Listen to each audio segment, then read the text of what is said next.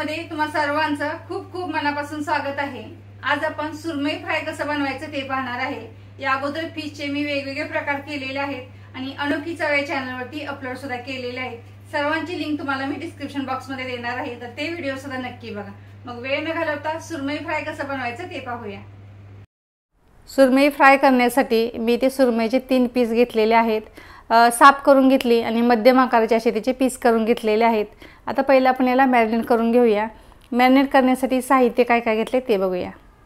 1 चमचा आला आणि लसूणची पेस्ट घेतलेली आहे आणि 2 ते 3 हिरव्या मिरच्या मिक्सरला मी वाटण करून घेतलेला आहे। तुम्ही आलं लसूण आणि मिरची एकत्र वाटल्या तरी चालेल। आणि अर्धा चमचा हळद घेतलेली आहे आणि 2 चमचे मी हा मालवणी मसाला घेतलेला आहे। तिखटचं प्रमाण तुमच्या आवडीनुसार कमी जास्त करा, पण मच्छी थोडीशी तिखट जरा खायला बरी वाटते। त्यानंतर मीठ चवीनुसार ॲड करायचं आहे आणि अर्धा लिंबू आहे ते पण पिळून घ्यायचं, किंवा लिंबू नसेल तर तुम्ही कोकम सुद्धा याच्यामध्ये टाकू शकता किंवा चिंचेचा कोळ सुद्धा टाकू शकता। आता हे सगळं व्यवस्थित मिक्स करून घ्यायचं आहे। याच्यामध्ये थोडंसं पाणी ॲड करायचं आणि मिक्स करून घ्यायचं। आपल्याला एवढी पेस्ट तयार करायची जेणेकरून आपल्याला मच्छीला त्या लावता येईल।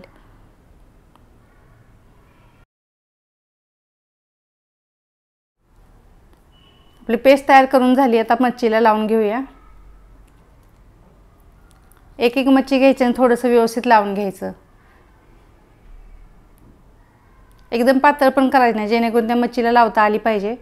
एवढी घट्ट ठेवायची म्हणजे व्यवस्थित लावता येते, किंवा लावताना खूप घट्ट झालं तर थोडंसं पाणी घ्यायचं आणि ॲड करायचं, म्हणजे व्यवस्थित लावली जाते। हे बघा, अशा पद्धतीने अशा सगळ्या मच्छीला आपण लावून घेऊया।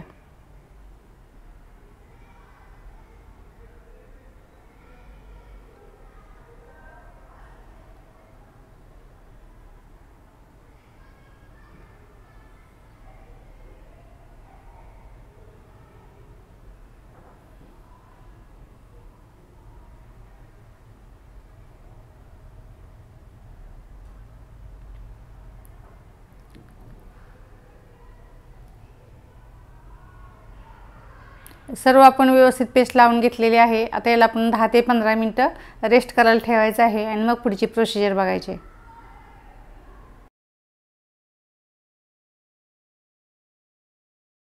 10 ते 15 मिनिटं छान मच्छी आपली मॅरिनेट झालेली आहे। आता आपण याचं कोटिंग तयार कसं करायचं ते बघूया। 3 चमचे बारीक रवा घेतलाय आणि 3 चमचे तांदळाचं पीठ घेतलेलं आहे। तुम्ही दोन्ही अर्धा-अर्धा घेऊ शकता किंवा फक्त रवा सुद्धा घेऊ शकता। आणि थोड्याशा कोटिंगला पण चव यायला पाहिजे म्हणून मालवणी मसाला अर्धा चमचा आणि चवीनुसार मीठ घेतलेलं आहे। आता बाकीचं काही टाकायची गरज नाही, कारण आपण सर्व सुरमईला लावून घेतलेलं आहे। आता हे सगळं व्यवस्थित मिक्स करून घ्यायचं आणि याला मच्छीला त्या कोटिंग करून घ्यायचं। आणि रव्यामुळे कसं कुरकुरीत छान होते मच्छी। नुसतं तांदळाचं पीठ किंवा ज्वारीचं पीठ घेतलं तरी चालतं। असं व्यवस्थित लावून घ्यायचं। आता ओलसर भाग आहे तर आपण हात लावायची गरज नाही, वरून टाकायचं व्यवस्थित ते जे आपण कोटिंग तयार केले ते, म्हणजे व्यवस्थित ह्या ओलसर मच्छीला छान असं कोटिंग लागलं जाईल। या अगोदर आपण सुरमई रवा फ्राय कसं बनवायचं तर त्याचा व्हिडिओ सुद्धा अपलोड केलाय, तर तो व्हिडिओ सुद्धा नक्की बघा आणि त्या व्हिडिओला सुद्धा माझ्या लाईक करा, शेअर करा, करता आली तर छोटीशी कमेंट सुद्धा करा।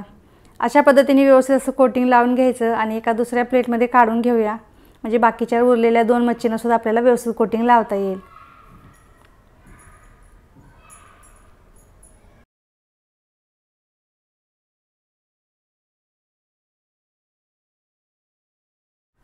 आपले तिन्ही सुरमईचे पीस आता छान कोटिंग करून झालेले आहेत। आता आपण फ्राय करून घ्यायचं आहे।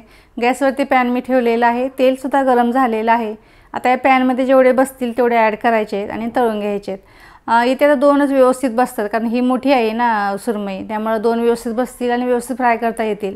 मग एक उरलेली आपण नंतर करूया। गॅस आता मीडियम ठेवायचा आणि दोन्ही बाजूनी कुरकुरीत अशी फ्राय करून घ्यायचे। आपण रवा आणि तांदळाचं पीठ टाकल्यामुळे तर ही मच्छी कुरकुरीत आणि छान होणार आहे। फक्त नंतर मीडियम गॅसवरती ठेवायची। एक बाजू छान अशी खरपूस भाजलेली आहे, दुसरी बाजू सुद्धा व्यवस्थित भाजायला हवी आणि आतमध्ये पण कच्चं नाही राहिलं पाहिजे, म्हणून मीडियम गॅस ठेवायचा आणि फ्राय करून घ्यायचं।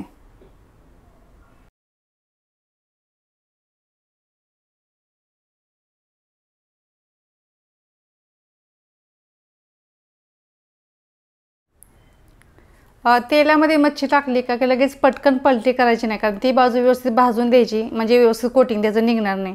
दोन्ही बाजूंनी खरपूस अशी आपण मच्छी फ्राय करून घेतलेली आहे. आपण एका प्लेटमध्ये काढून घेऊया किंवा टिश्यू पेपर किंवा चाळणीच्यावरती काढून घेऊ शकता.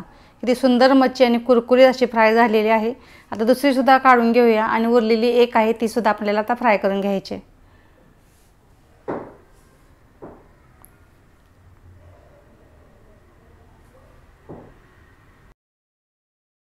फ्रायवाली मच्छी असेल तर सर्वांना आवडते. अगदी तुम्ही ती स्टार्टर म्हणून सुद्धा खाऊ शकता, चपातीबरोबर खाऊ शकता, भाकरीबरोबर खाऊ शकता. अशा पद्धतीची मच्छी तुम्ही सुद्धा बनवून बघा, खूप छान होते. आपण तिसरी मच्छीसुद्धा आता फ्राय करून घेतलेली आहे. आता एका प्लेटमध्ये काढून घेऊया. कशी वाटली आजची रेसिपी मला कमेंट करून सांगा. वेळात वेळ काढून व्हिडिओ बघितला त्याबद्दल धन्यवाद. आपली कुरकुरीत सुरमई फ्राय आता बनवून तयार झालेली आहे. ही रेसिपी आवडली तुम्हाला तर नक्की बनवून पहा आणि व्हिडिओला लाईक करा, शेअर करा आणि छोटीशी कमेंट करा. असंच आपण पुन्हा भेटूया असाच एखादा छानसा पदार्थ घेऊन. तोपर्यंत गुड बाय.